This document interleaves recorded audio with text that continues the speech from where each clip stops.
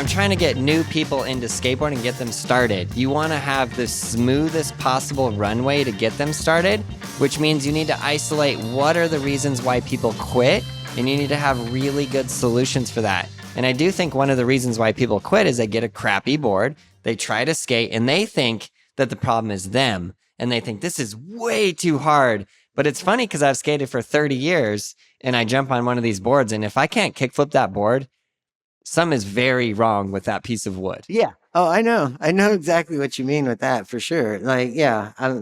Yeah.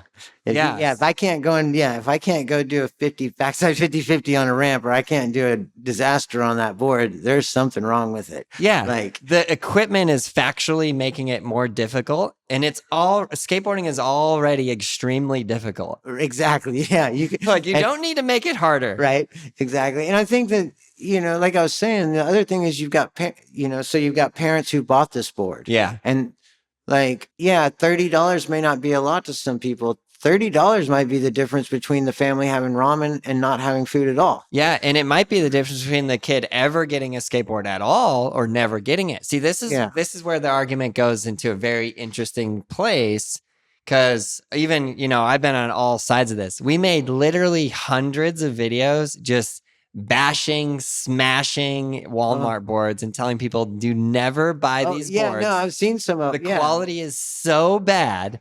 Yeah. And then guess what happened many years later? Walmart comes to us and they say, we want to make a Braille Walmart board. Yeah. And I said, absolutely not. If you can send me a quality board, and they have to have, you see, the thing about corporate America, it's all about price points. Yeah. Oh, I know. And they have to have a certain margin. They have to have, the money has to be there for them.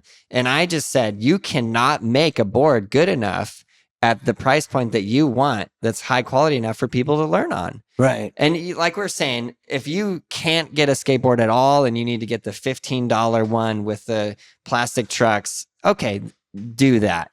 But also understand it's way harder, and that is going to hold you back. Right. So then I told them, if you can send me a board that I can skate and I think that board is decent, I will do it. Right. And they sent me a board, and then I said, okay, they actually did a good job. The bearings are good, the trucks are good, the wheels are good. Everything on there, it's not great. It's not professional quality, but it's good, right? I mean, I watched Dan doing a review of it. Yes. And and he basically looked at it the way I would try to look at it too. Like, what can I find wrong with this? Yes. And it's the correct viewpoint, correct thing to do. Yeah. And it's like, not too much, like, What's interesting is, I'll tell you what happened with the board. This is super fascinating because they send me this board. I test it. I say, okay, we'll give this a shot. We'll do a single run of these boards. And the board at cost, this is what it costs to make. So Walmart pays for that board.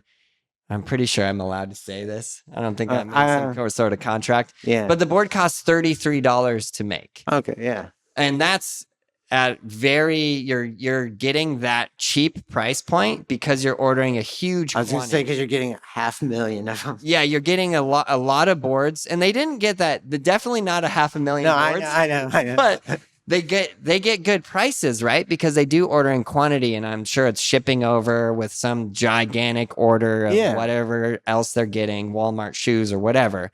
So they have a certain way to get a price point. And the other factor that they were saying is because my whole goal is introduce skateboarding to as many people as possible. New skaters, bring them in. They're saying, I think the statistic, which is insane, is 90% of Americans live within 10 miles of a Walmart. Oh, yeah, no, definitely. That's insane. No, but that's actually insane. Yeah. Walmart pays $33 for the board. That's their cost. Right. So for them to make a profit, they have to sell it at $50. Right. And they the boards came in, and they almost instantly, without even a blink of an eye, went, these are not selling. And they priced them at $9. So they were selling those boards for $9. So I'm pretty sure when Dan bought that board, the video title, I think, is this a scam? Right. And it was like this, and I think he even says in the video, the bearings. Oh no, he says multiple times in the video. Yeah. He's like, that's what he kept saying. And he's like, well, and it seems to be all right, but anything you can't get this good a bearing for that price. Like, he's like, I'm just gonna buy a bunch of them for the bearings. He's just like, yeah, exactly, because it's just an interesting thing that occurred, and looking back on it, would I have done that again? Probably not. I probably would have just been like, no, I'm cool. It's okay. Well, it's like that kind of production though, that it's literally pennies difference. Like that was not your bearings were not your high cost, because they're right. The 608Zs are a very common bearing and have been for eternity. Yeah. And so China's got the factories to make them. They probably got all, billions of balls already made. And so your cost was negligibly different on the bearing, probably. Right, but they're losing. So they're losing $24 for every board I know they sell. Yeah, no, I know they are. Yeah, no, I'm just saying if you did it again, you should definitely still use the good bearings. Yeah, 100%. I just mean like the whole experience as a whole. Oh, like, okay, do I think it actually helped and supported to grow skateboarding, which was the intention? I think it did, and like I said, there was a lot of people that got $9 boards. Yeah, Walmart hooked up a lot of kids. Yeah. Well, and I'm sure that's true. I'm sure that a lot of them didn't sell once they were $9, because the parents were like, "Why is this board $9 now? There's got to be something wrong with it." Yeah, what else would you think? Yeah, exactly. It's just going to break instantly. I already had one of these other boards that broke instantly. Right, they've already been through that. Yeah. The $14, $15. So it just makes me wonder, like the $14, $15 price point, they must be creating that board. They must be for about $9, $10 cost to make the board. I don't even think it's that, because part of your big costs are trucks.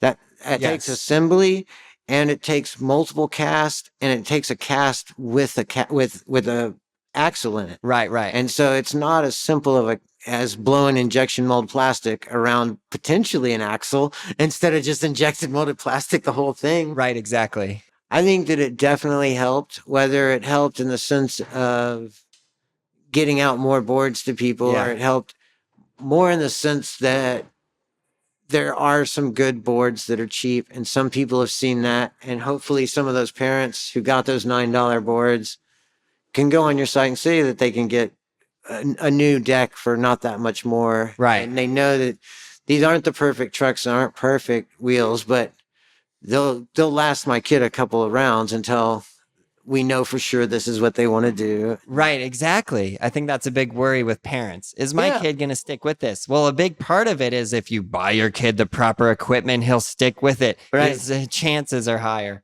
Mm-hmm. Yeah. If you're not spending like $90 to $100 for a complete, that's a beginner board, specifically labeled a beginner board, because it's not a professional. If you're on a professional board, you're spending $120 at least, and you should, and you want that. Yeah, super interesting. That took me into another question that I just lost. All right. Yeah, we just went on a giant tangent round about the Walmart board situation. But Stuff and Things had one more part of his question. He says, what is Purple's favorite trick? I mean, probably the Ollie 1 foot disaster is, I would say, that's probably my favorite one to do. Why? It just feels good. And you really have to control the board with your back foot entirely. And it looks good. Yeah, it does. I love it. Yeah. Yeah, absolutely love it. Okay, great. And kind of like you were saying, people don't expect to see that come out of me all of a sudden. No, they don't. That's a wild one. A wild one. You're playing a game of skate, you're probably getting the person a letter, which I probably shouldn't mention because we're probably going to play a game of skate. So don't worry, I got that. You got it? You got that? Okay, now I have to ask you about your water routine here. So I remember at the skate park, I asked Purple, I said, do you need some water? And he said, no, but I don't drink water. I only drink Mountain Dew. This episode's sponsored by Mountain Dew. Thank you very much. Do the Dew. I'm just kidding. That's a complete joke. But tell me everything. How many Mountain Dews do you drink a day? Between 12 and 24. Every single day? Yeah. I'm just throwing this out there. I don't think that's healthy for you.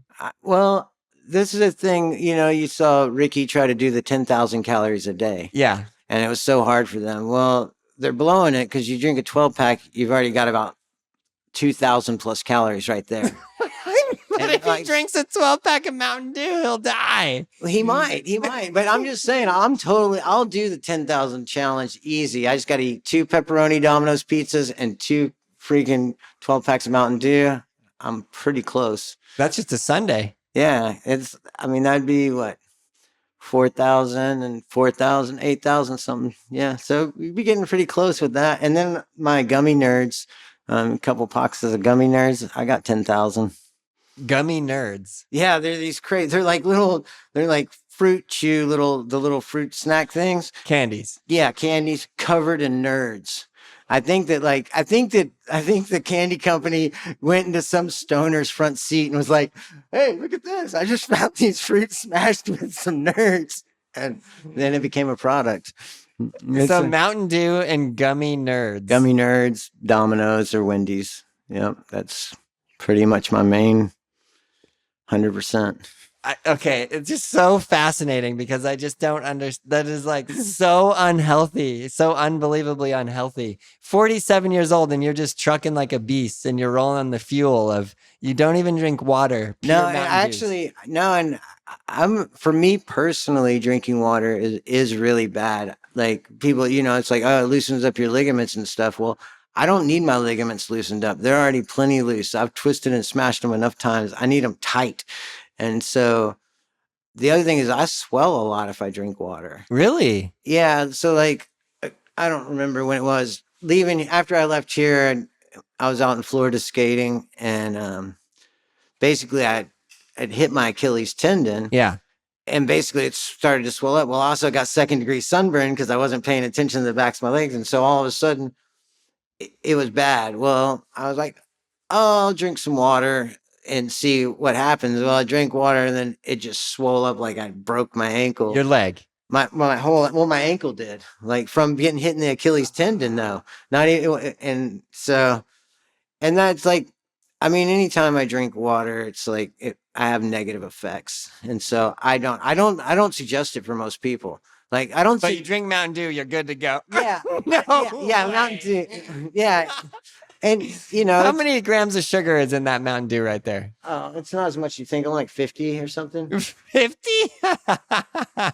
Oh, it's only 45. 45 grams of sugar in a single can. Yeah, Coke has more than that. I'm sure it does. And you would drink 12 to 24 of those in a single day. Definitely. Yeah. But it's like, basically all I drink. Wow. And so it does supply my water. It's made with water, and it's got orange juice, and it's made with orange juice also. Orange juice? Yeah, I'm pretty sure it's the second ingredient. Yeah, carbonated water, corn syrup, and then concentrated orange juice. Whoa. Mind blown. Mountain Dew has orange juice. It's a third ingredient. Now I know why you're so healthy. Yeah. Apparently, though, it's not enough to create a vitamin C rating. But there's no vitamin C in there. I don't think so. At least not at a percentage that they'll show us. Okay, which kind of perfectly goes into my next question here, which is, do you have health insurance? No. Never had health insurance? Not particularly. I've had... Yeah, when I got crushed, I still had insurance through I guess it was car insurance, though. So that kind of... Were you driving in that No, accident? I was passenger. So you were a passenger and there was a...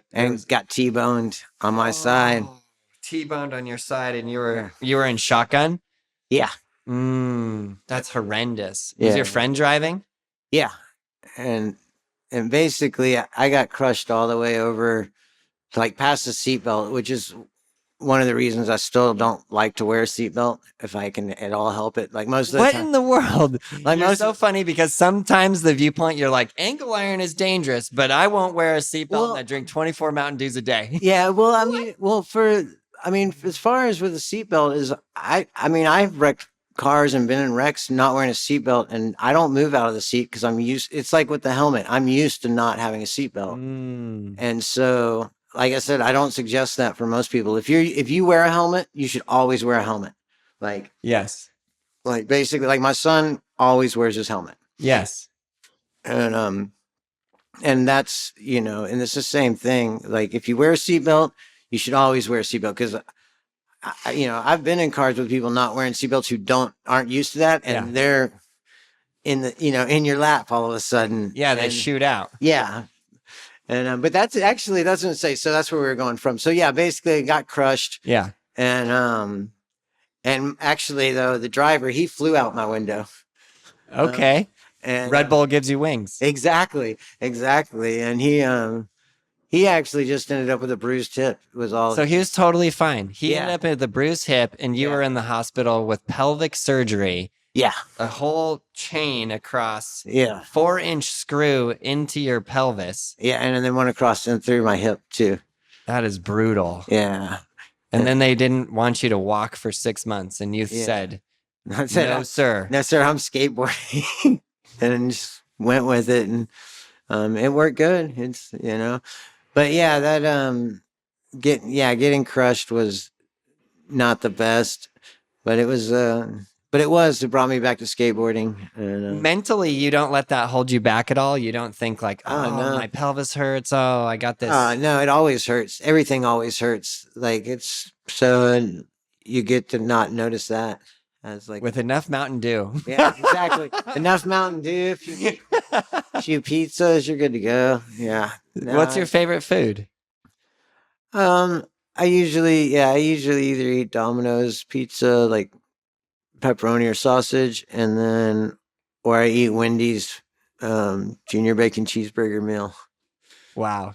I don't eat the whole meal. I give the chicken nuggets to my dog, but my wife the other night was like, what's your favorite meal? And I was like, pizza. I was like, and then I said that, and like, it didn't even come out of my mouth before I was like, I'm such a kid, I don't know if that's a kid. I mean, it's kind of like we're old men riding skateboards and eating pizza and drinking Mountain Dew. Yeah, but if you were to take the sauce off the pizza, and throw it in a bowl with the sausage, and then make the bread with garlic, it's garlic bread and spaghetti without spaghetti, essentially. Fair point. I'm going to tell my wife. I'm going to show her this video, and I'm going to say, pizza is the most cultured. Exactly. It's very cultured. And, and if you like different things on it, there's lots of, I don't eat any vegetables, essentially. What in the world is happening? You have to eat vegetables. No, I mean, I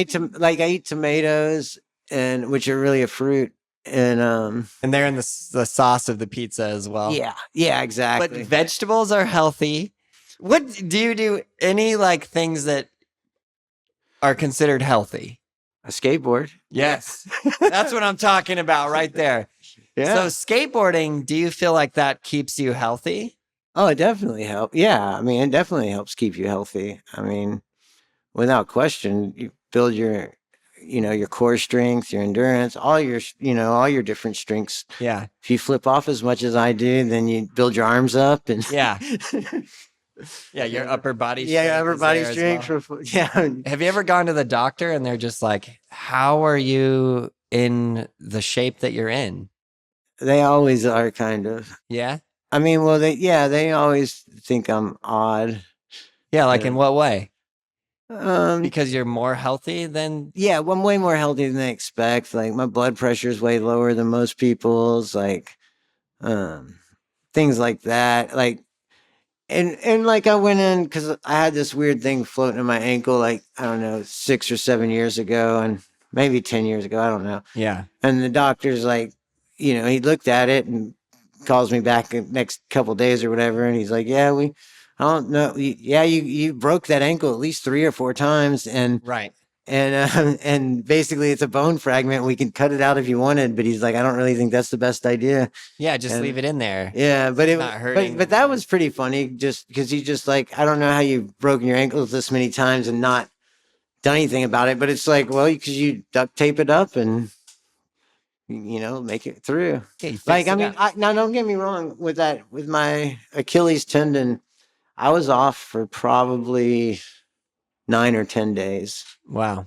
And the first day, I mean, I was just like a little kid. Probably the first 3 days, like I was just laying on my back on the floor, and I'd use my good leg to push like an inchworm to get all over the house. That's like I just pushed on my back, like, and that was it. Oh yeah, just rolled around, just like did what you could. Just using the one leg as a push leg and letting my hurt leg just kind of dangle behind me as I pushed around. Yeah. And, but it definitely makes a difference. If I stop skating for 2 or 3 weeks, like I start to gain weight, or well, not gain weight, but my belly starts to be less defined, I guess. Yeah, from the sugar and the Mountain Dew, because it turns into fat. That's So if you don't have that constant exercise, you're not constantly working off that sugar. Right. Well, I'm sure there's other things as well. Any calories. Yeah. I mean, any calories. Yeah. Yeah. But there's certain like nutritional value to vegetables and various things. For some people. Yeah. Tell me everything though. That's what I think is so fascinating. Yeah. Like you say, for some people. Well, because everyone's different. Yeah. People's bodies are not all the same at all. Right. You know what I mean? And that's why doctors call it a practice, because they're still just practicing. They don't know how it's going to work on everybody, It's true. I feel like you have some sort of mind over matter situation going where you've just decided that you like have something that you want to do that you love, which is skateboarding, and they're not going to let anything stop you. And it just happens. Yeah. That's how I do everything. Like, and that's why, I'm good at inventing or building or whatever. It's like, I'm going to do it.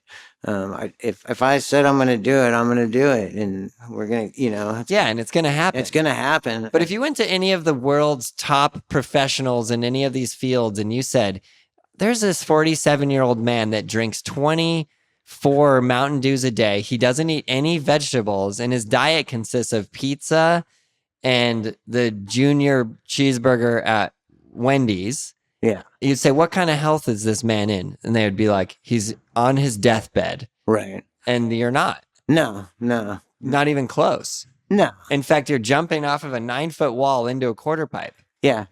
Like, that's what I mean. It's just like some sort of mind over matter. Like you just decided to make it happen, and it does. Yeah, and it doesn't mean there won't be failures on the way, but right. It's like, if I just put anyone can do it. You put your mind to it, you can do it. I mean, no matter what it is, it's, it may not be very fast, but if you put your mind to it, you'll be able to do it. Right, exactly. Mm. And then quite the opposite as well is if you put your mind to not do it. Right. Then you definitely probably won't be able to do it. And that's why I think a lot of people see your video and they go like that guy said. He's like, I'm 33. I haven't skated in 20 years. What excuse do I have? Right. And there is no excuse, but you just have to get over that. And I think also with injuries, this happens a lot as well, is somebody goes, oh, I sprained my ankle. And then they're like, well, there's that one time I sprained my ankle. I'm not going to try this. Right. I do that. Yeah. Oh, no, I think we all do. And, I guess like creating your own superstitions can help. Yeah? Like what? I don't know. Just like that, how you're going to die some other way, or it's something specific's going to, like, I know I'm going to die on my skateboard, but there's a lot of other specific things that have to happen before that. And I just make sure that those other things don't happen first. Yeah. A lot of skateboarders develop these nervous tics. There's a specific name for them. The insanities, maybe. They like, say it again.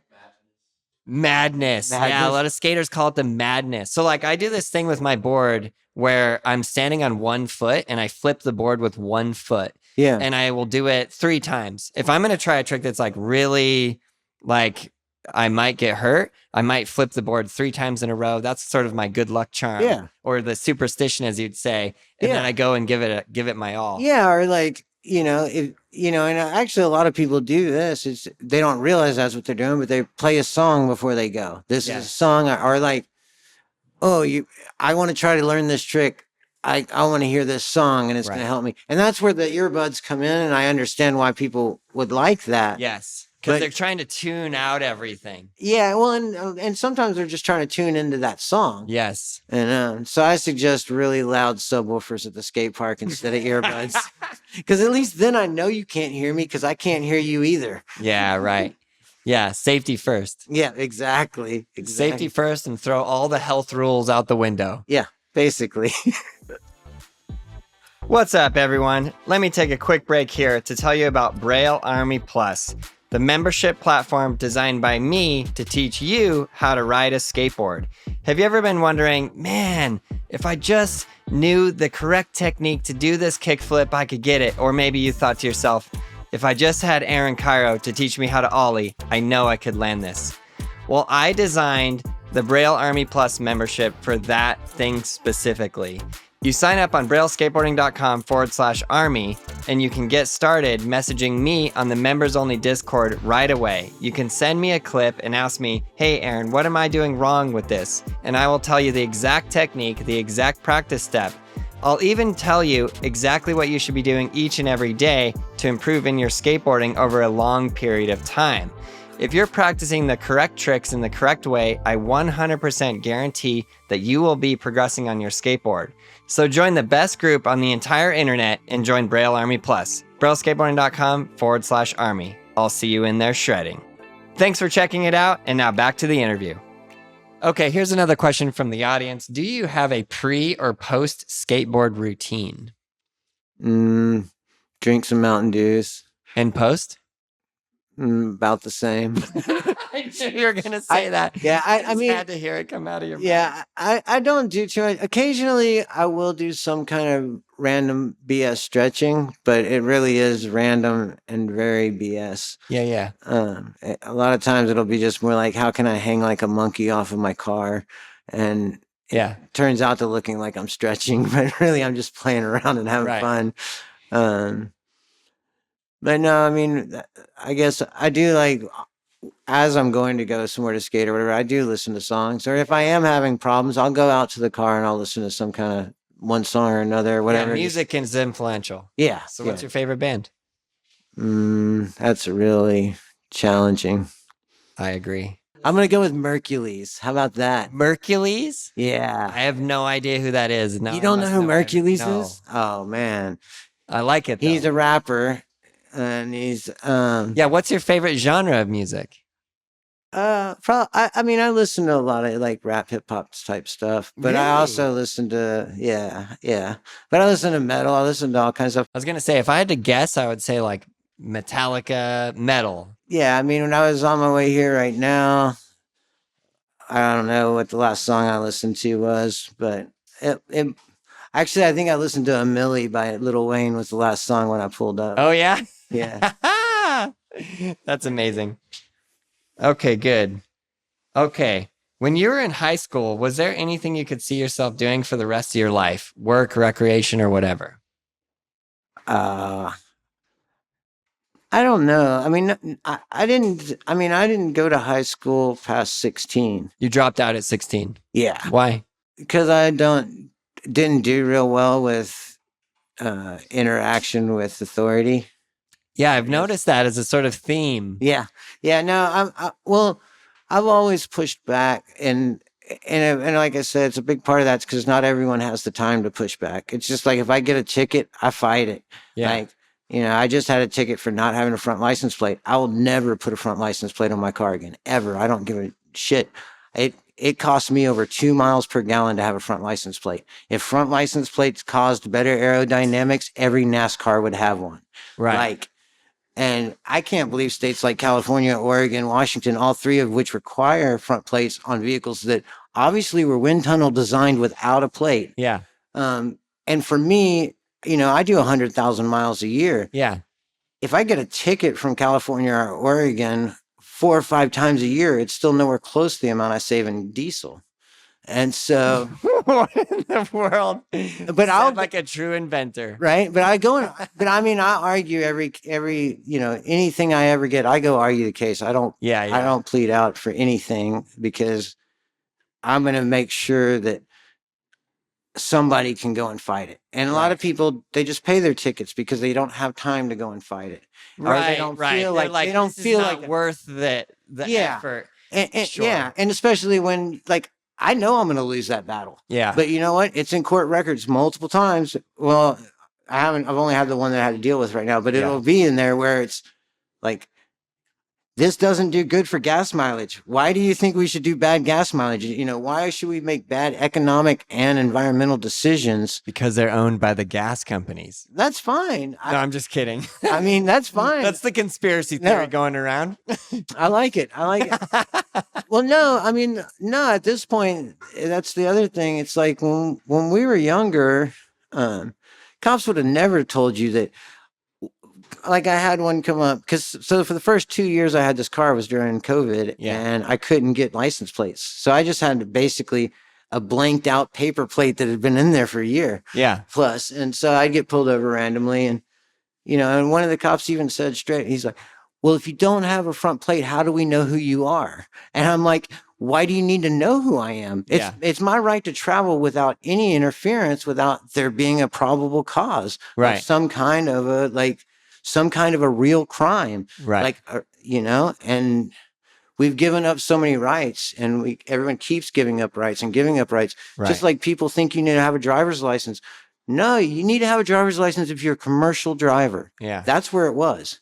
And now people that are even close to my age, there's not anyone hardly who'll say, no, you don't need to have a driver's license. You have the right to free travel. It's very explicit in the freaking Constitution. You have the right to free travel.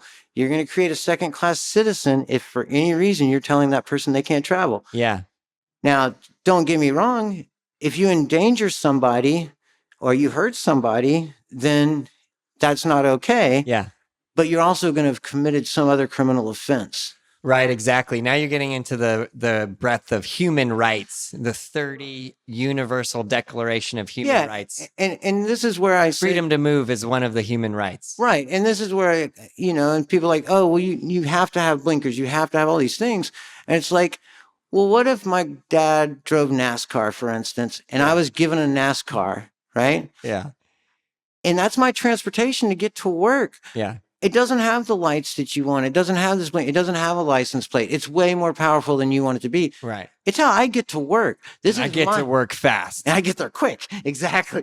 But it's that if I can't go and drive that, and some people go, oh, well, you could just pay to get your light. You could pay for it. You could put light. And it's like, no, I was given this and I have $0. Yeah. I have negative dollars already. Right. And you're telling me I can't freely travel? Yeah. You've created a second-class citizen because people who could afford to change that can travel. The people who can't afford it can't travel. And that, you know, so basically you're creating second-class, having to have license plates. License plates weren't invented they were invented so that you could tell between the different Model A's and Model T's because they were all only black. So like people needed to know whose car was whose. Right. And it was very easy to be confused. Right. That's what they were put out for. It was an option you could go and get because you wanted people to know this was your car.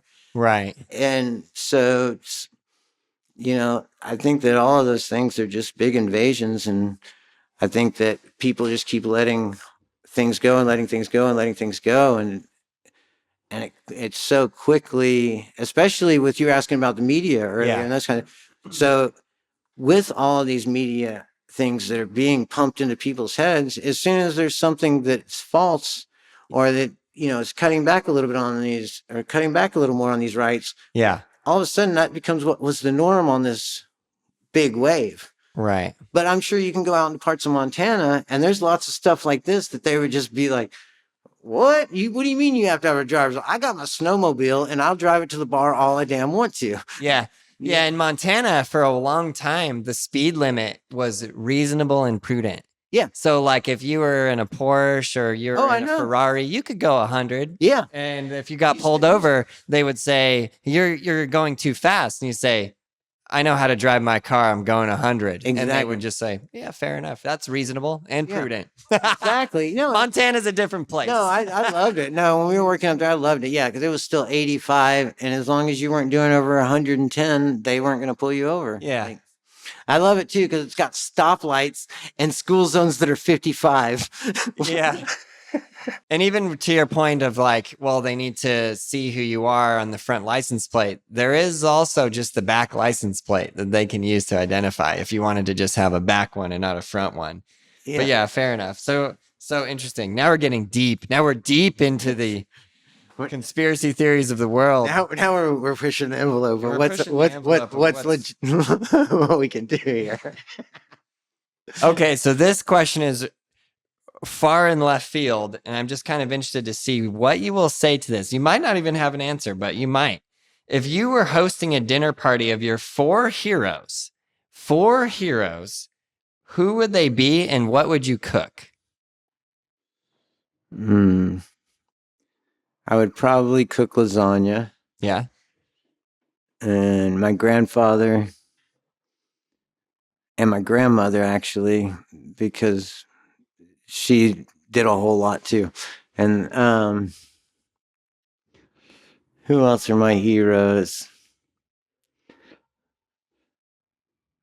I don't know. Myself.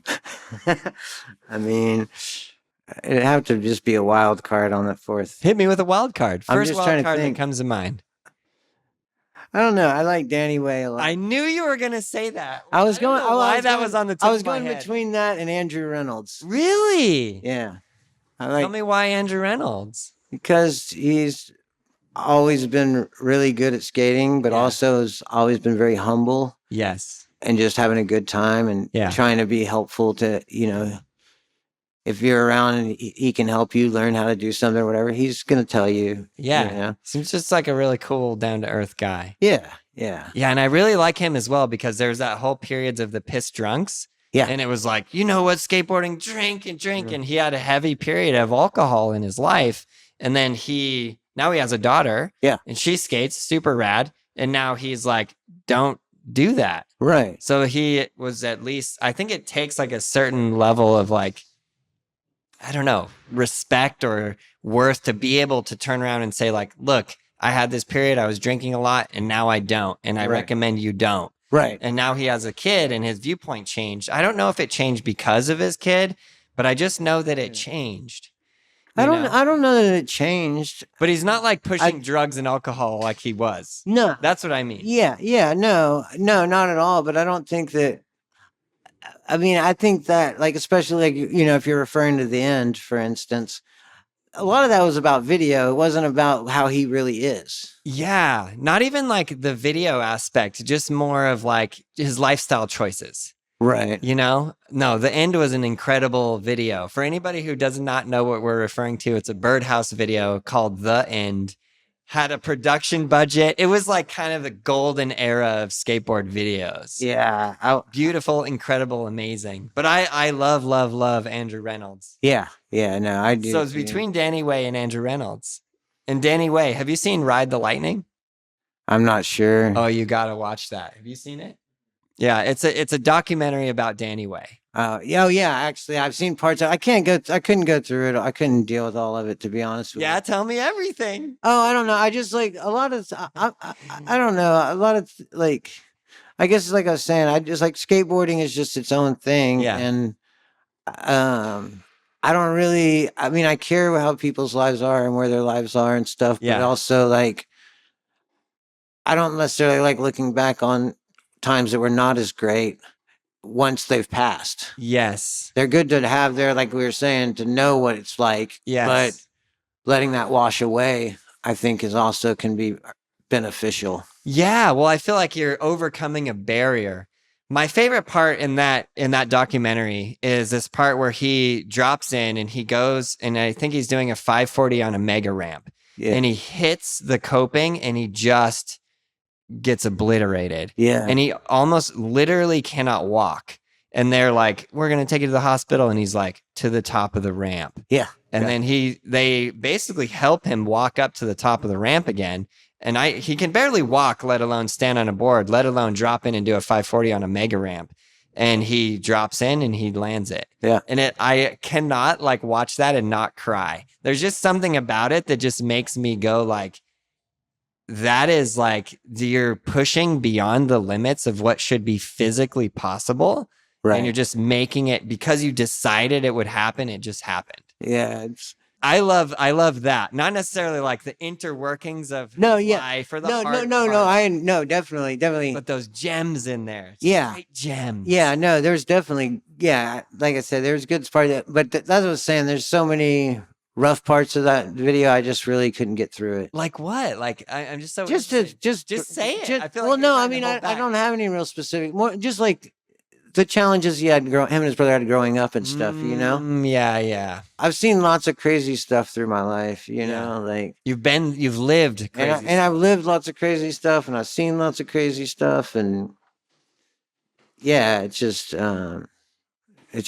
hard to see that and, you know, care for the people, you know? It's very real to you. Yeah. It's like, it's not a movie to me. Like you know, it's like, oh, this is an amazing movie and all this. And it's like, yeah, that was a Tuesday, bro. Like, everybody else is looking at it like, oh my gosh, what they went through. And you're just like, Yeah, exactly. It's just kind of crazy. Like it's your perspective. I mean, Danny has a great perspective on the world, you know? Yeah. I mean, he did so many wild, incredible things, like jumping out of the helicopter. That was another one that I just went, what in the world? Like, it's really, I don't know. I just love this time period in skateboarding because I feel like the boundaries were really, really being pushed. Yeah, I mean, him and Bob are who pushed the boundaries pretty much. Yeah. Like, that's like, you know, Burnquist and him together. I mean, don't get me wrong. There's Vern and a bunch of other guys too doing stuff, but those are the two that really were like, hey, let's make an unreasonable rail and let's put it on top of an unreasonable ramp. Yeah. And then let's learn to throw ourselves on it, you know? Yeah. Yeah, I was lucky enough to be able to go to Bob Burnquist's house, and he has insane ramps, corkscrew like going, and he would explain, we're trying to figure out how to this, and you're going upside down, and I'm just like, this is incredible. Yeah. Just the ability to take a step back and create something entirely new.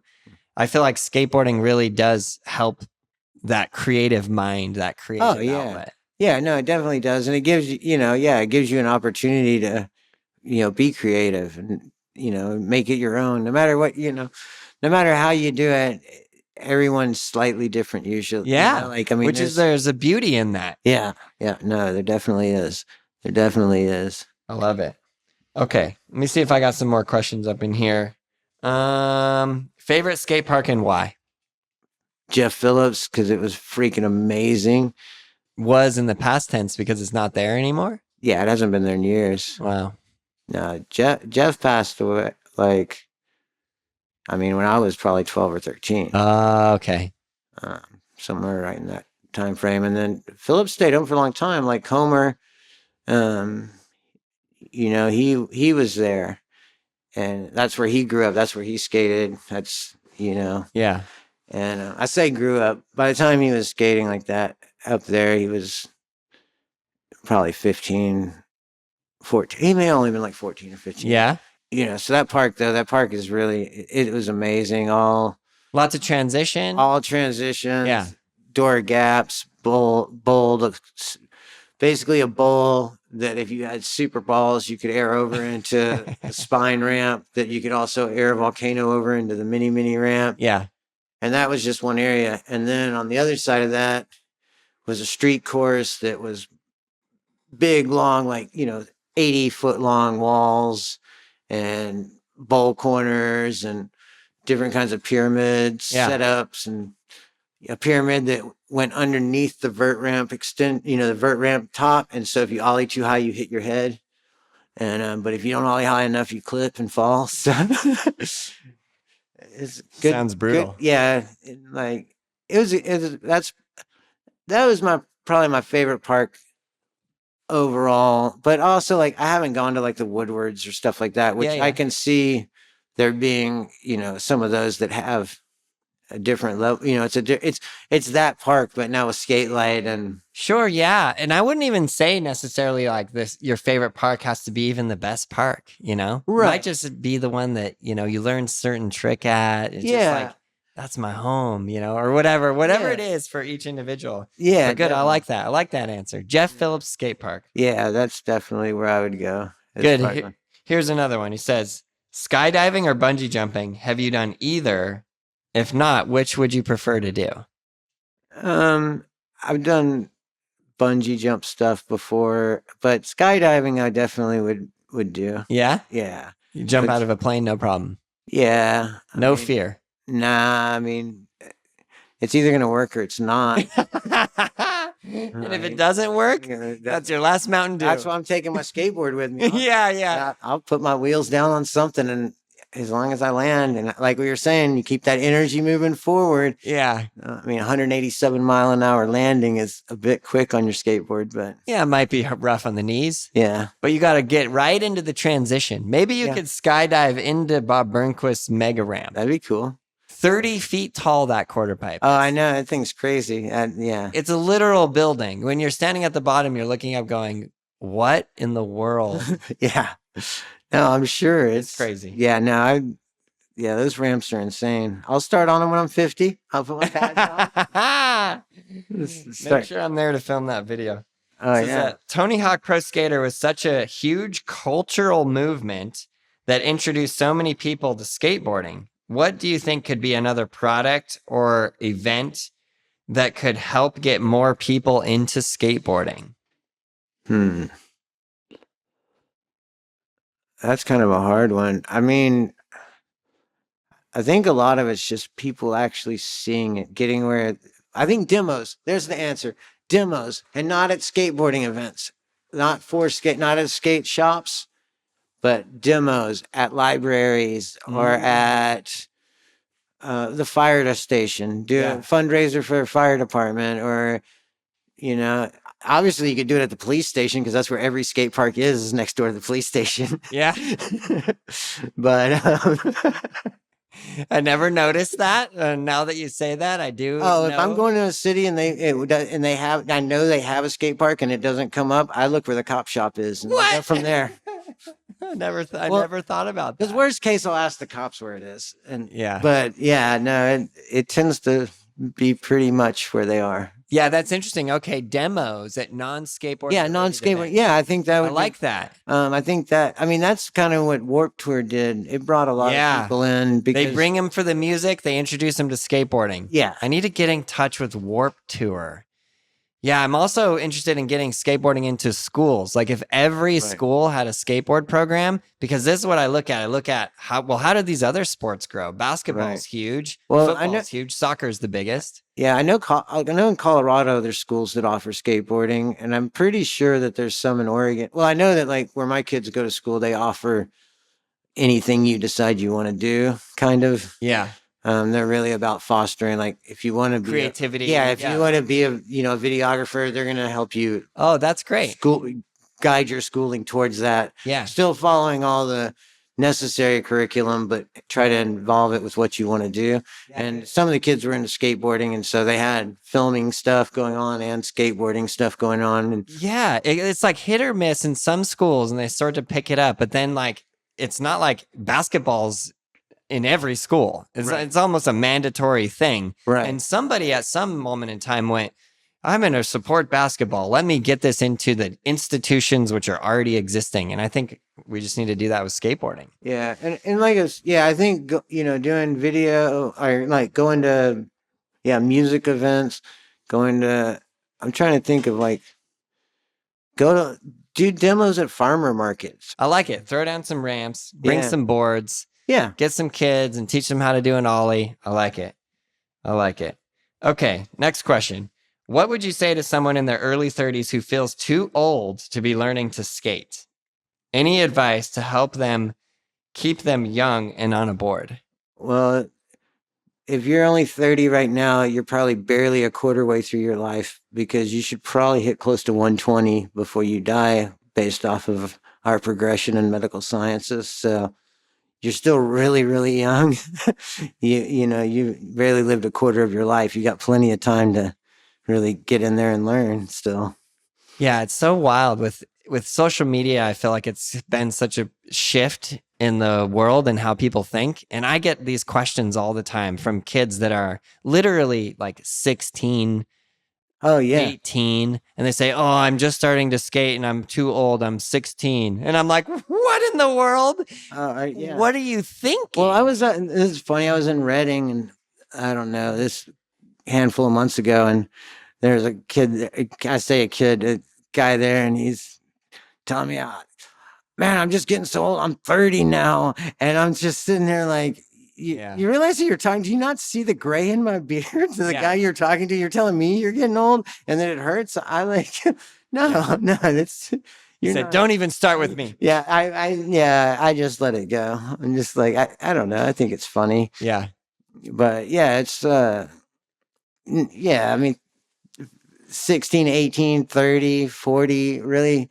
I mean, yeah, if you're 50 and you've never skated before, get some pads. Like, right. You know, if you know your body can't handle impacts, get stuff to protect it. Right. But, you know, if you're a rock climber and you're 50, you may not need to put on that much padding because you're probably already used to slamming your body into stuff, or your knees are probably relatively strong from digging into rock to climb or to do whatever. You've been doing it. You know the ropes. Yeah, and quite literally. Yeah, exactly. And your body has some developed impact areas that you're going to impact. Right. What's going on, everybody? I want to take a second to tell you about Audible, the #1 platform for audiobooks, podcasts, and more. With Audible, you have access to over 400,000 titles, including one of my favorites, Shoe Dog, the story of the Nike owner, Phil Knight. As a small business owner and skater, it was so interesting to see what he went through in building the Nike empire and how it all started. This is an inspiring and motivating story, and I would recommend it to anyone. The way Audible works is amazing. With Audible Plus, you get instant access to thousands of audiobooks, sleep guides, and podcasts for just $7.95. Yours to enjoy as a subscriber, or you can upgrade to Audible Premium Plus and get everything included in Audible Plus, plus one additional audiobook every month, yours to stream, download, and keep forever, even if you cancel your subscription, which is easy to do, but trust me, you won't want to. There are many amazing books on Audible, and as a listening viewer of the Braille Drop, you can download a free audiobook today that's yours forever, whether you subscribe or not. Just go to thebrailledrop.com/audible to sign up for a free 30-day trial and receive one free audiobook that's yours to keep. Doing so really helps support the show. That's thebrailledrop.com/audible to get a completely free audiobook on Audible. Thanks, and now back to the show. 8, you've already, this morning, before 2 p.m., no, it's only, wait, what time is it? It's 2:30. You've drank 8 Mountain Dews. Yeah. Yeah, I mean, I wake up in the middle of the night. If I need something to drink, I go and drink some Mountain Dew. And the caffeine doesn't affect you at all? Not particularly. I mean, it's like pretty much anything. I think once you build a tolerance in some way, you know, and I'm like naturally just awake no matter what anyway, so. Yeah. What about like knockoff Mountain Dews, like 3-liter bottles of, what would they call it, like Mountain Fuzz? Yeah, Mountain Lightning. Yeah, something like that. No, it really, like, I like real Mountain Dew. I like it out of cans. I like real Mountain Dew out of a 12-ounce can. Like, I don't like it out of the bottle. I drink, like, you know, if you're like at the airport, or like a lot of times, really, there's not, convenience stores won't have them. Yeah. They'll have the tall boy ones, but they taste different. Really? Yeah. But also, I will drink like fountain ones depending on what city I'm in or town I'm in. Right. So you like, does Wendy's have it? No, I get a chocolate frosty for my drink. Chocolate frosty. Yeah, this is my order. I say, they say, I say, how are you doing today? And they're like, oh, pretty good. And I'm like, cool. And I'm like, can I get the $5 biggie bag with a junior bacon cheeseburger? I'd like a chocolate frosty for the drink and no sauce for the nuggets. Thank you. $5 biggie bag. Yeah. Junior bacon for the cheeseburger. Yeah. Chocolate frosty for the drink. Yeah. And no sauce for those chicken nuggets. Exactly, because the dog spreads it all over the car if you put it back there with her. That's an amazing order. And what does that run you? It's $5. No way. But you Yeah. had to add the chicken nuggets. That's more than $5. No, that's part of it. Part of the $5 biggie bag. Yeah. this is the greatest life hack in world history. Yeah, it is. Because it's a burger, fries, chicken nuggets, and a drink. So for like 3 meals a day plus Mountain Dews, what are we looking at for living expenses on this meal plan? Depending on what I'm doing, $20 to $22. That's really good. Yeah. I mean, and that is, drinking at least a 12-pack, if not more. Yeah, because you got to. Yeah. Yeah. In the can, 12-ounce can. Because Yeah. if the ounces of the can get bigger than 12, the taste change. Yeah. Mountain Dew, we got a new worldwide representative. Oh, yeah. Purple No, on the set. it's good for you. It is not. It's Just so anybody watching this knows, it is not good for you. Let's just make this clear. third It is ingredient. not good for you. Third ingredient, concentrated orange It juice. does not matter if the third ingredient is concentrated orange juice. It is not good for you. Do not drink Mountain Dew as your sole diet. Do not do drugs. No, do not. Okay, here's the next question. Is there anything you learned as an adult that you wish you would have learned much earlier in life? That's a hard question because, I mean, the answer is no. Yeah. If I don't try to think into it more, Yeah, I can fine. come up with an answer for you. No, But- good. I like it. But like my real answer is no. I think I'm progressing at exactly the speed that I should, and I wouldn't, if I didn't have certain experiences, my life wouldn't be the way it is. And I like where my life is. Like I said, I've had hard times. I have times that a lot of people wouldn't like it to be. But that doesn't, it's like, that's okay. That makes me who I am. That's what gives me my definition, Yeah. and it's what helps guide my perception. Yeah. How do you continue to have such a positive outlook with so many hard times? I mean, there's not really a different option, I mean, basically, if you push forward, it's going to be better than not. Yeah. That's the biggest thing is just trying to, I don't know. I just feel positive. I just know that things can happen. I know that a lot of times, even like with somebody trying to do something on their skateboard, it's just that one other person giving them a positive, like, hey, go ahead, you're going to do this that Yeah. they need. And then they go forward and they do it and they're so excited. And that helps me know that. And, and people think, oh, thanks for telling me this or that. And it's like, I would have never gotten it. It's like, no, you would have gotten it. You would have gotten it. And don't think me, I'm not the one who did it. I gave you some guidance, but you're the one who took that initiative. You're the one who went past your fears, and you're the one who figured out how to do whatever you were trying to do. So it's you, not me. It's never the coach who actually does it. Right. It might be the coach who guides you in the right directions, but the coach isn't the one out there doing it. Who's guiding you? I don't know. I mean, myself mostly. Yeah. But I feel like, all those things are kind of inspiration or motivation that you give to somebody else. Where do you get yours from? Because that's the thing. Like, you can go through all of these hard times and these rough places, and then you just go, got no choice, keep on trucking. Yeah. I mean, I guess, I don't know. That's just what you're supposed to do. Yeah, Like, that's right. Like like my grandfather and grandmother always had a very positive attitude. My mom has a very positive attitude. Yeah. But I mean, yeah, it's like, I guess a lot of that does come from my grandfather. Yeah. Yeah. Cause it's problem solving, and, What did your grandfather do? he basically, put together all the people to figure out how to land on the moon and things like that, and trajectories and stuff. He did a lot of organizing the different scientists together.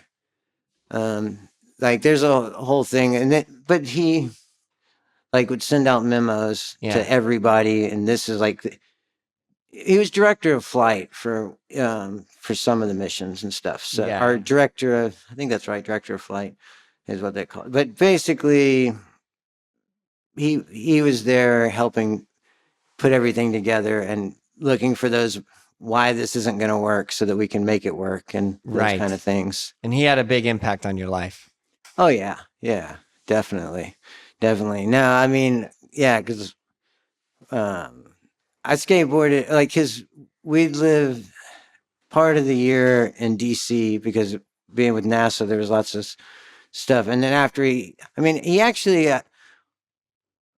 by the time I was old enough, like 12 or 13, he wasn't working for NASA directly anymore. He was consulting with other companies or other aeronautics companies and stuff.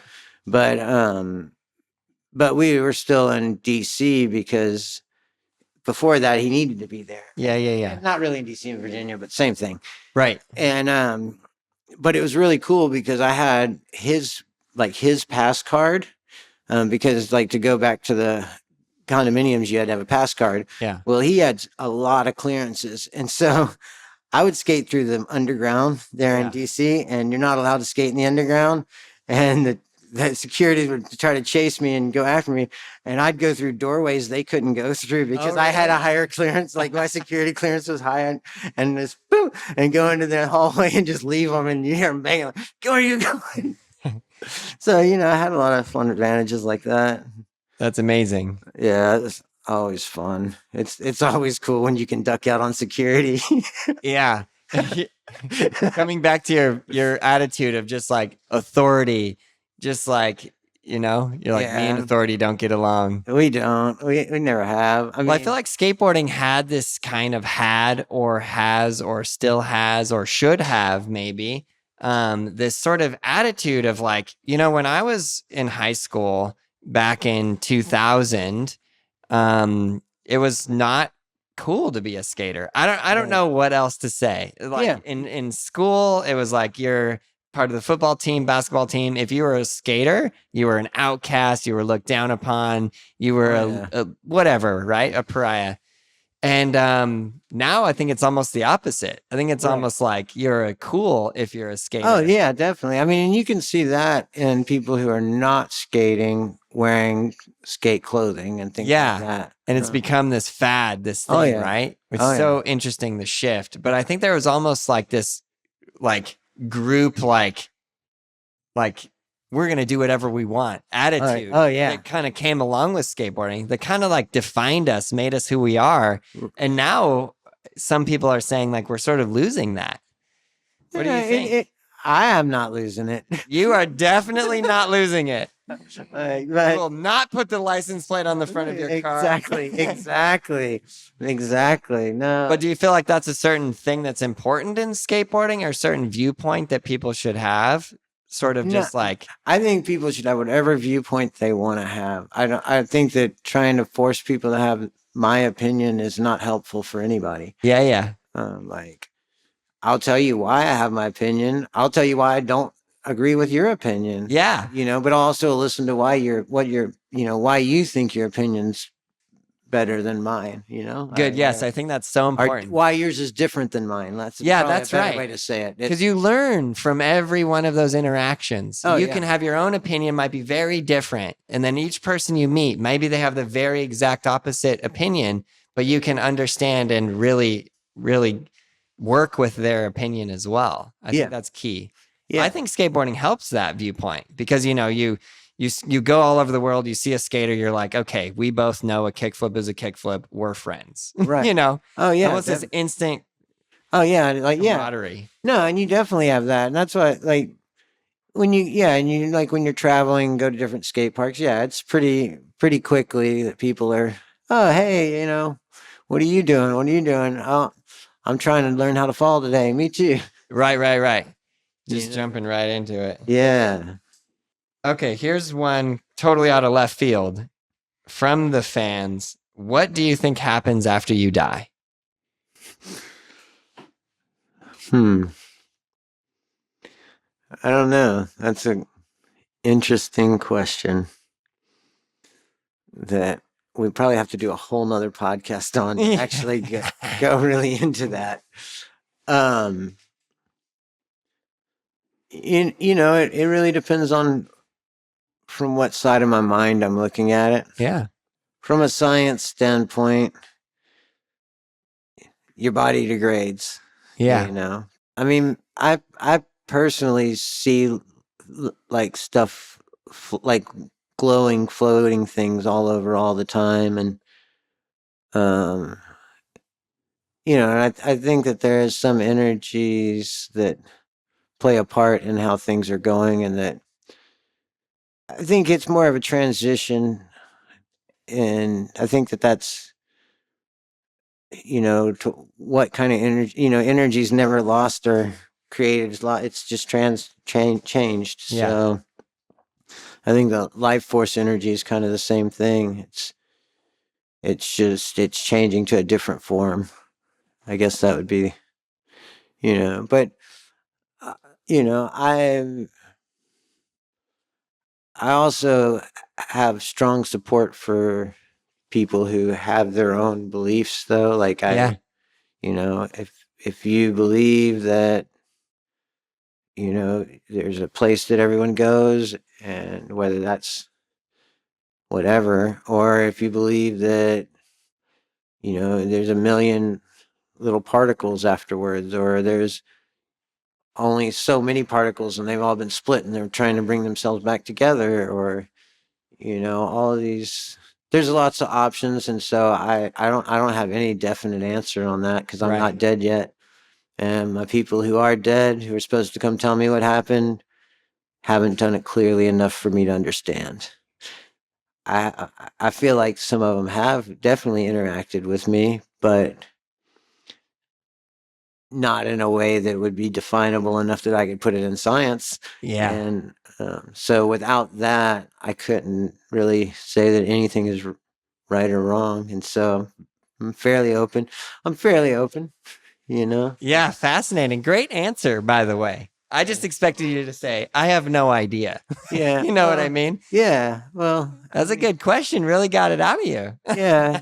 Yeah. I mean, like I said, it's something we could go way more in depth into, and but it definitely would take some extended time.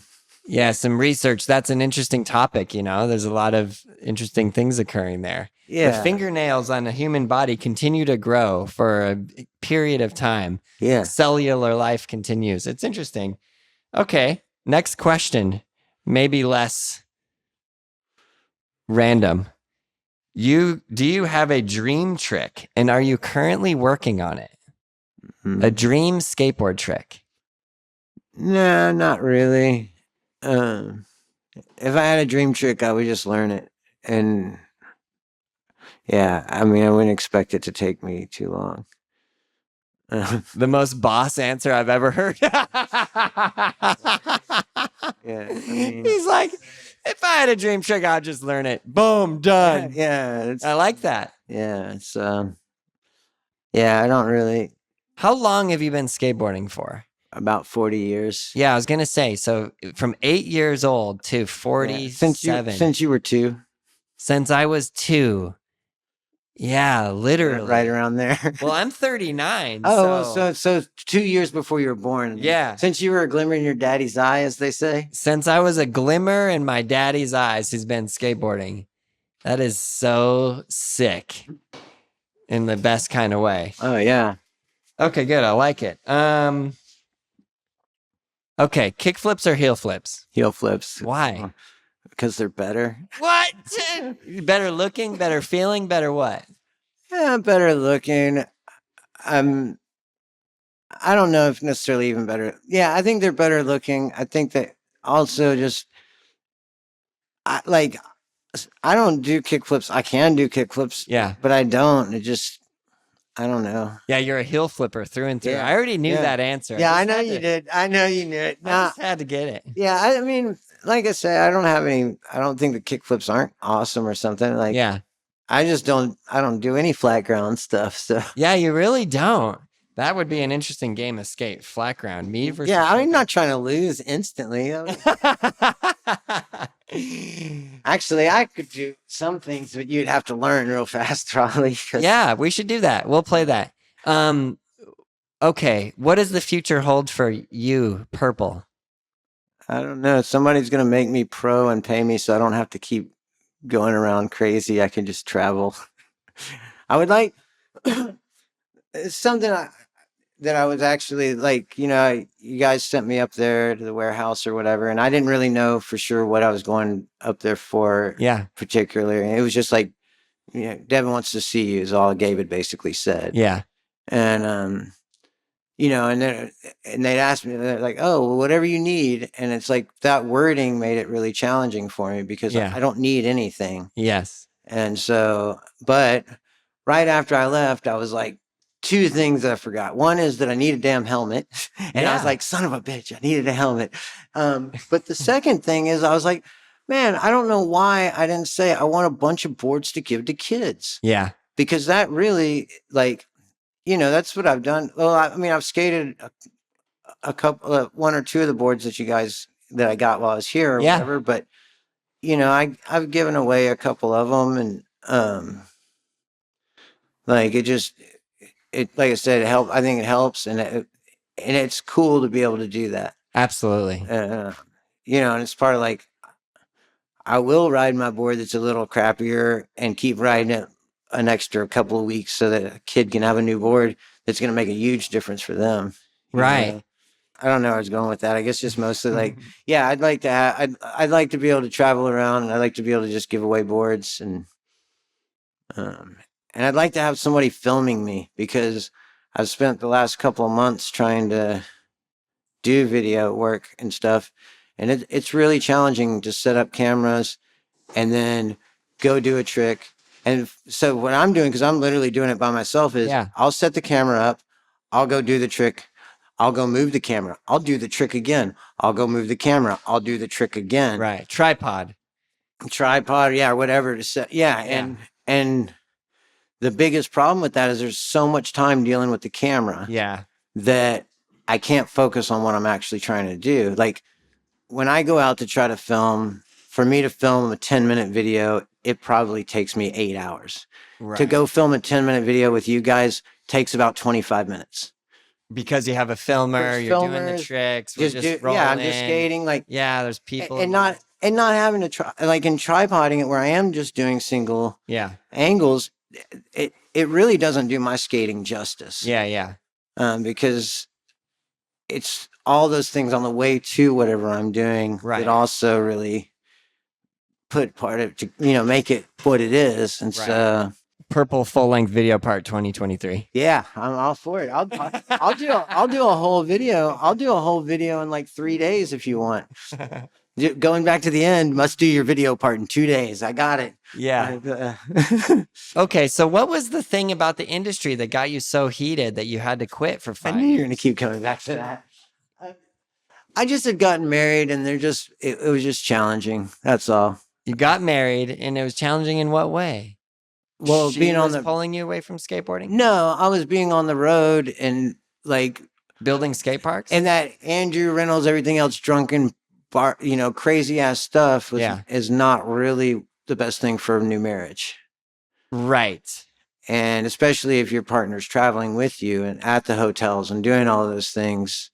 You were partying a lot. No, I wasn't partying a lot. Everybody was partying. Yeah. And that was negatively affecting other things in life and stuff. So, but how did that have to do with the skateboard industry? That doesn't have to do with the skateboard industry. It does. There was just lots of people trying to do documentaries, lots of other things coming out, people asking me questions. I don't like to not tell you something. If you're asking me something, like, I'm going to tell you straight how I feel about it and what I think. And so with all these people who are industry type people asking me questions, It's like, that's the thing. That's one of the questions I get. Industry within the skateboard industry. Yeah. Like owning skateboard companies, pros. Yeah, and or building skate parks. building skate parks and dealing with cities, dealing with all of those kind of things. There's obviously, there's so many different levels to all those things when you're dealing with it. And just, seeing really bad skate parks get built because of bureaucracy. Thank you. Problems within the government that cause bad things to occur within. Yeah. And it's like, like there's skate park, that one of the ones I've gone to recently where design is great. Yeah. And at a distance, the execution looks like it was pretty good. Yeah. But when you're actually on it, execution was terrible. And it was done because the city can't give both the design contract and the build contract to the same company. One company has to design, the other company has to build. Got it. And now it's gotten to where it's really big. Like back when I worked for it, a lot of us worked for back between all the companies, essentially. Yeah. And so it was a much smaller situation. Much smaller, and it was, like there's politics between all those companies, and there's politics between who got jobs and didn't get jobs, and of course, and, that's another side of skateboarding, also. There's a lot of politics involved. Oh, it's so much politics. It's like that is, and that can hurt skateboarding. It definitely can. Yeah. And I mean, that's, I know lots of people who are definitely good enough to be pro. Yeah. That don't have anything going on for them. And then they potentially are even trying to. But it's like, you have to make certain political choices in the skateboarding industry. If you don't do it, that was one of the things that really kept me down. I refuse to ride independent trucks. I won't ride them. I don't suggest them for kids at all. Why? Because they're heavy, because they don't grind very well, they don't turn really well. Yeah. They haven't done anything to improve them. I've been on Grind King since they first came out, basically. Yeah. And that's what I'll be on. Yeah. Ace makes good trucks. Venture makes good trucks. Yeah. So it's no personal problem with owners or some kind of that was other situation involved. So this is a situation. So there in the late 90s, I was there at a lot of Thrasher photo shoots and stuff. Yeah. On the same ramps, riding with the same people. Nothing of mine gets published because Thrasher wants it to have independence on it. Thrasher wants them to be Spitfire wheels. Thrasher wants you to be on such and such fucking deck. You have to follow those politics. If you don't follow those politics, doesn't matter how good your trick is, doesn't matter how good the photos turned out, they're not going to print them. Right. And, and like I said, I'm not going to, if your product's not good, I'm going to just say this product's not good, right. Or I'm just going to ignore the product entirely, Right. That's one of the things, like I said, that's kept me down in the industry. And that's something I suggest, if you want to make it in the skateboarding industry, you probably are going to have to make compromises. Yeah. You just need to decide ahead of time what compromises you are and are not willing to make before you get too deep. So that really bummed you out, and then you were like, I can't be a part of this anymore. I mean, it just... what made you actually just, take 5 years off? Like I was saying, it was about getting married and just inner politics between skate park. Too much partying and... Yeah, because see, it's interesting because you have this thing which is literally a piece of wood with wheels, and it's literally a toy. And then you get all these grown men who are riding this toy, and then they start taking it extremely seriously. Well, you start to get money involved and brands involved, and lives are at stake. And there's a lot of it starts to get rather deep, and it starts to get pretty intense. And, just like you were saying, a certain agenda to push or whatever, which, okay, I understand. They literally own independent. Right. So of course they're trying to sell independence. Yeah, exactly. You know what I mean? Yeah, exactly. What do you, I don't know what to say, right, wrong, or indifferent, but it is kind of interesting. And you're saying well, it has to do with how good that skater is. Well, if you go and start digging through old Thrashers, you'll see people riding other trucks with independent stickers all over the bottom of their board. Yeah. And but as far, it looks enough like they're riding indies for sure that nobody questioned it. Yeah. But it's people, it's and none of the kids back then would have questioned it enough to. Yeah. I don't know. There was kids good. now. I don't know that you could even magnify it enough to tell back then what trucks were on there, unless you had the giant indie sticker, a giant. Right. Exactly. And now you have the internet that kind of changed everything. Oh yeah. Yeah. No, it definitely changed it. Right, wrong, or indifferent, for better or for worse. Yeah. Well, I think that, a lot of the sponsorship opportunities have both increased and decreased due to the internet. Yeah. I think that you have a large decrease because companies aren't as concerned with on the ground people seeing this board, seeing this board, seeing this board. And they're more about, like, it does give you opportunity to make videos that people can see. And so you can promote certain products through certain writers or whatever. Right. But it's definitely not as easy. It was never easy. Yeah, right. I know that's very true. Don't let me say that wrong, because it's never been easy. But getting sponsored and making a career out of it is specifically what you're talking about. Yeah. Making a career out of it is, it's, it's just like being an Olympian. Like, that's what you got to dedicate yourself to. And you got to know you're going to be making sacrifices on a lot of other parts of your life to do that. True. Very true. And I do suggest that if you are a kid trying to do that, maintain school. And if it's like you get to the level where you are touring and stuff, get a private tutor. Yeah. Do your schoolwork, because you're one giant mini ramp away from not being a skater. Right. Yeah, that's true. And true. if you don't have anything to fall back on, it can sometimes make you do things you shouldn't be doing. You trying things you don't need to try, or trying things you don't need to try way too early. Right. When you're not ready for it, maybe. Yeah. And so, just definitely do your school. And I'm not saying you have to go to school or anything else. I'm just saying, maybe that's homeschool. Maybe it's homeschool. Yeah. Maybe it's a private tutor. Maybe it's just online classes by yourself even. Right. But there's value in all of that. And going to school, there's value in the sense that you learn social connections. Right. Sort of. And when they don't let the kids have phones from each other, you get some social connections. But right. But yeah, I definitely recommend staying in school. Coming from a man who dropped out at the age of 16, stay in school, kids. Yeah, stay in school. Stay in school. Don't do drugs. Drink Mountain Dew. Just kidding. Yeah, that sounds good. Yeah, I'm not kidding. Don't do drugs. Don't do drugs. And more importantly than don't do drugs, don't use needles. But don't do drugs and don't use needles. Yeah. And then the other one is don't tattoo your upper back till you're at least 35, because it's going to change. And if you want your back tattoo to look good, wait till you're at least 35. That is one I've never heard of, nor would I've ever have thought about that as a scenario. Don't tattoo your upper back until you're 35, because it'll change.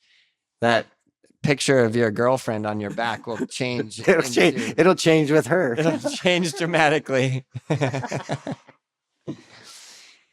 Okay, well, thank you so much for being here. Thank you so much for putting up with 2 hours of brutal questions about the inner workings of your life. Yeah, well, definitely. I appreciate it. And I hope you had fun. I had fun. Oh, yeah. No, definitely fun. Definitely fun. And yeah, there's lots more for us to go into another day. Oh, man. I can only imagine. But yeah, thanks again so much. And thanks for just being open to participating in the video when we saw you at the skate park. And thank you for being an inspiring, motivational, I guess what I'd just like to say is that your attitude is positive and you remain positive no matter what. And despite whatever barriers might be hitting you, you're just forcing through that and taking it as the best it can every single day. And, I think people out there it's especially right now and in the times, right after COVID and the economy is not in a good place, people need that. They need a positive outlook. They need to know that you need to keep going. Yeah, no, definitely. Exactly that. Just, keep going. Trust me, pretty much anything you're dealing with now is not something I haven't dealt with in the past. And, you make it through.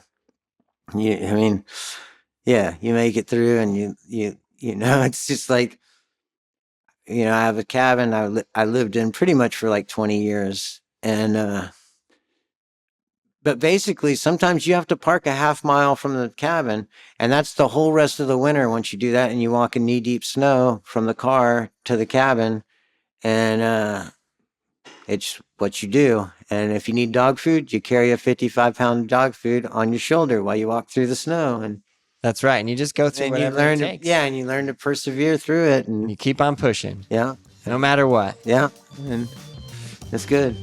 Thank you. Yeah, so I hope you guys enjoyed this podcast. If you guys have any feedback, anything that you would like to add into it, I have no idea where you will be listening to this podcast. That's an interesting thing. I want to say leave it in the comments below, but maybe you're listening on such a platform where there are no comments below.